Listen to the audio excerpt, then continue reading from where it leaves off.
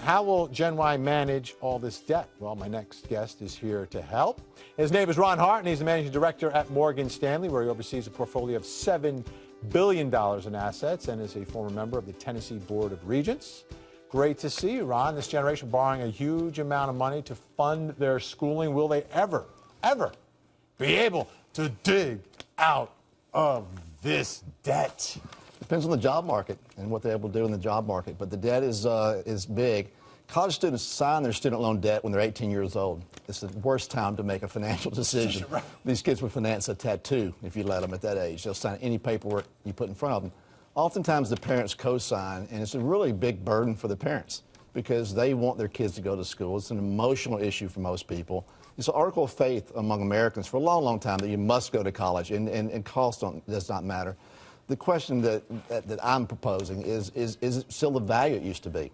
In 1985, cost of college was $10,000. If it had gone the traditional rate of inflation, the CPI level, it'd be $21,000 today. Oh, it's not $21,000 today. It's $50,000. It's gone up twice the rate of inflation, the cost of college.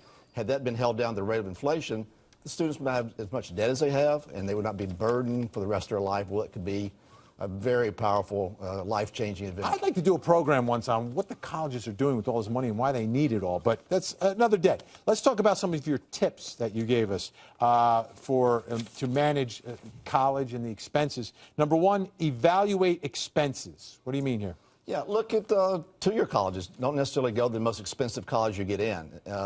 Live at home, work. Don't necessarily take on debt as the first thing you do when you go to college.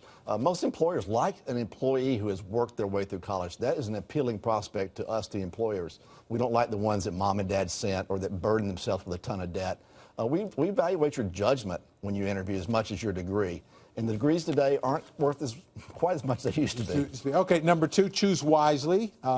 Is that the type of school, or what are you talking about here? Well, the expenses you mount up in college. I mean, don't overspend. Sometimes when you get the student loan, $10,000 check comes in. A lot of people go buy a car.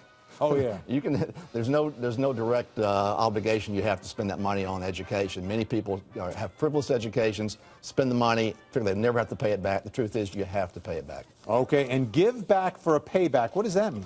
Well, there's certain jobs that you can go into teaching, you can go into be a district attorney, and you can get your loans forgiven somewhere down the road. It's pretty onerous. Look online. It'll tell you what jobs do that. Usually underserved areas, poverty areas. If you go into dentistry in a bad area of town and you're a dentist, they'll forgive some of your student loan. That's a win-win, because I would think, and I'm looking at it from a lawyer's perspective, you go into a DA's office or public defender or something, you're going to get great experience, too. Sure. Yeah. And you get the debt reduced, so that's another my avenue. son's fiance is a prosecutor in Memphis, and she will get some of her debt extinguished by doing that. Fantastic. And a great experience along the way. It really is. Ron, great to see you. Always great stuff. Ron Hart, thanks so much.